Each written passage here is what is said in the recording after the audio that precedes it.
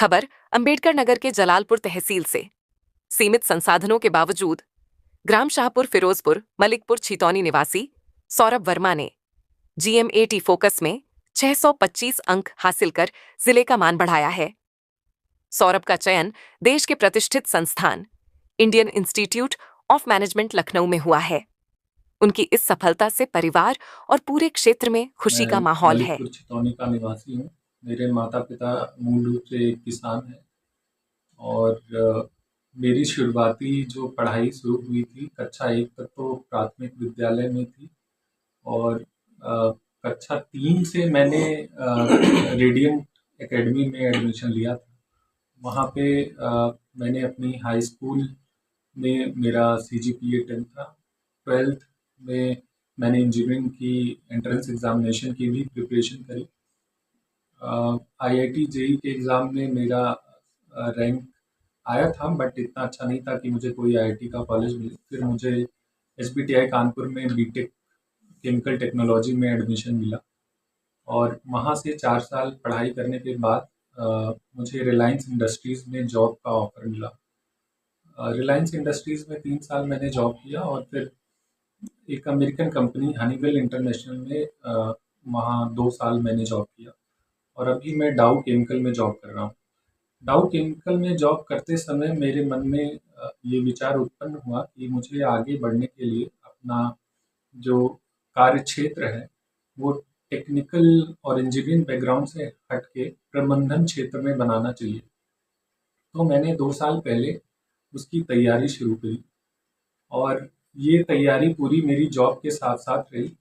Job करने के बाद मैं 6 बजे अपने फ्लैट पे पहुँचता था और उसके बाद 1-2 घंटे की नींद लेने के बाद 9 से 12 बजे तक लगभग मैं रोज़ 2-3 घंटे का समय देता था परीक्षा की तैयारी में और शनिवार और रविवार को मेरी छुट्टी होती थी, तो पूरा दिन मैं परीक्षा की तैयारी में लगाता था। और जब भी लंबी छुट्टियाँ होती थी दीपावली या न्यू ईयर की, तो उसमें भी पूरा समय मेरा तैयारी में ही जाता था। तो इस एग्ज़ाम की तैयारी करके मैंने 625 जीमैट स्कोर फोकस एडिशन में लाया, जो कि एक अच्छा स्कोर माना जाता है और फिर IIM में अप्लाई किया। एप्लीकेशन होने के बाद मुझे पुराने 6 IIM से इंटरव्यू कॉल्स आए और अहमदाबाद, बेंगलोर, कलकत्ता, लखनऊ, कोझिकोड में मैंने इंटरव्यू दिया, जिसमें कि लखनऊ और कोझिकोड IIM में मेरा फाइनली एडमिशन के लिए ऑफ़र आया और IIM लखनऊ में मैंने लेने का निर्णय लिया है। ये पूरी प्रक्रिया के दौरान कुछ चीज़ें हैं जिनका सामना मुझे करना पड़ा और मोस्टली मेरे जो शुरुआती क्षेत्र में जो पढ़ाई का समय था उसमें काफ़ी कठिनाई मेरे फैमिली ने उठाई। ख़ासकर मेरे माता-पिता ने काफ़ी ज़्यादा परिश्रम करके मुझे सपोर्ट किया।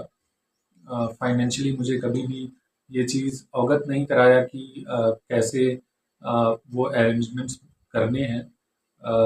मैं हाई स्कूल के बाद ही तो माता-पिता ऐसा नहीं आपको लगने दिए कि हमारे बच्चे को ये ना लगे कि कहीं न कहीं हम कमज़ोर हैं।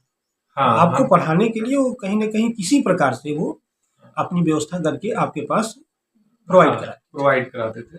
जो भी हाँ। ज़रूरत पड़ती थी मुझे, चाहे वो फ़ी हो या कोई भी हाँ। कोचिंग क्लासेस के लिए हो, तो मुझे कभी भी कोई परेशानी फ़ील नहीं कराई। इसके बाद आप फिर आगे क्या करना चाहते हैं? इसके बाद जैसे मेरा ये जो आपको मैनेजमेंट में आज आपको बहुत बड़ी भाग मिली है, तो इसके बाद अगर इसमें आते हैं या इससे और आगे आपके दिमाग में चलता होगा या ऐसा होगा कि हम मैनेजमेंट के बाद या और इससे कोई अच्छी चीज़ हमको मिल जाती है, तो उसको भी हम कहीं न कहीं उसके साथ भी मेहनत कर सकते हैं। तो उसमें आपकी क्या राय है? तो सबसे पहले मैं मैनेजमेंट की पढ़ाई पूरा करने के बाद मैनेजमेंट की जो जॉब्स होती हैं, कंपनीज़ ऑफ़र करती हैं, उनमें जाऊँगा और उसके बाद वो एक्सपीरियंस हासिल करने के बाद मैं देखूँगा कि कोई ऐसी पार्टनरशिप फर्म्स या स्टार्टअप फर्म्स जो मुझे कोई अपॉर्चुनिटी प्रोवाइड करती हैं, तो उसमें अपने आप को शामिल करने का, जिससे मेरा जो अपना इम्पैक्ट हो मेरा पर्सनल लेवल पे वो थोड़ा ज़्यादा हो, कि उस कंपनीज़ में जो मेरा एक तरीके से कार्य करने का क्षेत्र होगा वो काफ़ी बढ़ जाएगा।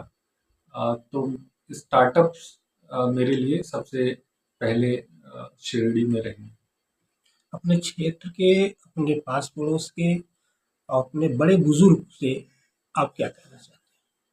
मैं अपने सभी क्षेत्रवासियों और बड़े बुजुर्गों से यही कहना चाहूँगा कि जब आपके बच्चे अगर कोई भी रुचि दिखाते हैं, चाहे वो किसी एंट्रेंस एग्जामिनेशन का हो या किसी पढ़ाई के लिए अगर वो बाहर जाना चाहते हैं, तो आप उन्हें कभी भी ये महसूस ना कराएं कि कोई दुविधा बीच में आ सकती है। चाहे खासकर हम जैसे लोगों के लिए सबसे ज़्यादा यही रहता है कि फाइनेंशियल एक प्रॉब्लम बहुत रहती है। बच्चों को पहले से ही आभास रहता है कि इतने पैसे लगेंगे तो वो बाहर जाके कैसे पढ़ाई कर सकते हैं। बट आप लोग जितना परिश्रम करके उनको फाइनेंशियली सपोर्ट करेंगे, वो लोग उतने अच्छे से पढ़ाई कर सकते हैं। और जो नवयुवक हैं उनसे भी मेरा यही रहेगा कि हमारा जो क्षेत्र है यहाँ पे काफ़ी परिश्रम से लोग पैसे कमाते हैं, तो आप जब बाहर जाएं तो आप पूरे तन मन धन सब कुछ लगा के पढ़ाई करें। और जब तक आपकी लक्ष्य की प्राप्ति नहीं हो जाती तो आप डेविएट ना हो, उसी में लगे रहें और अच्छी कड़ी मेहनत करेंगे तो सफलता आपको ज़रूर मिलेगी। आज जो ये आपको उपलब्धि प्राप्त हुई है, इसका श्रेय किसके ऊपर देते हैं? ये पूरा श्रेय मैं अपने माता-पिता को देना चाहूँगा, क्योंकि जो भी मेहनत मैंने करी उसके पीछे काफ़ी मुझसे भी ज़्यादा मेहनत उन लोगों ने करी है, जिससे मैं ऐसे-ऐसे एग्ज़ाम्स के बारे में सोच भी सका। शायद अगर मेरे माता-पिता या फैमिली सपोर्ट नहीं करती तो मेरा ध्यान पूरा इस पे केंद्रित करना मुश्किल हो जाता और हो सकता है ये सफलता नहीं मिलती।